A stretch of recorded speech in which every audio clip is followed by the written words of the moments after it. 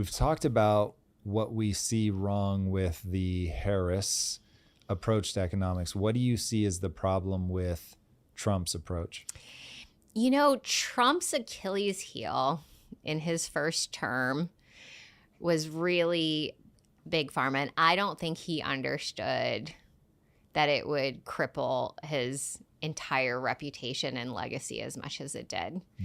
And it was this perfect storm of him kind of being like, oh, I'll take the Pfizer $1 million for my inauguration event, to selling out to Fauci and Operation Warp Speed and the lockdowns. Who knew? Who knew just taking $1 million from Pfizer would open the door to one of the most catastrophic decisions the United States and a United States president has ever made in history? Fauci or Warp Speed? I mean, they're all part of the same package, but capitulating to Fauci's vision for the government under Project Warp Speed, and with the lockdowns, the masking, the supply chain disruptions.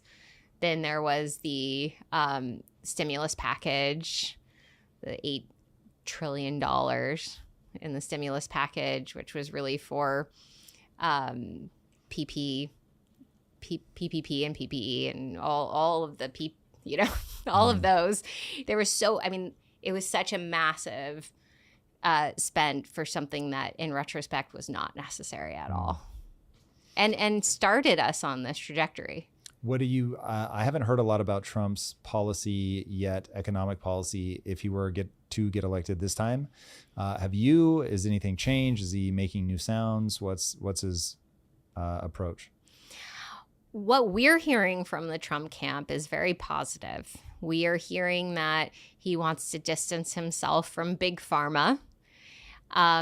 We are hearing full acknowledgement that, he now in retrospect should not have fallen prey to the pressures in Washington to capitulate to the lockdowns and then the needed bailouts. His record was reasonable prior to that, those massive mistakes in 2020. And I don't see acknowledgement. I mean, he's not doing it publicly, but privately, I don't see much acknowledgement from any political leadership that has contributed to the problem, like I've seen from Donald Trump. And I see him wanting to do things like he wants to create a container. He definitely wants to bring in an administration that, I see him working with Tulsi. Very exciting sign that he wants to de-escalate the wars, de-escalate and withdraw from the enormous amount of military spending. I mean, that is the lowest hanging fruit, and he is ready to go on it.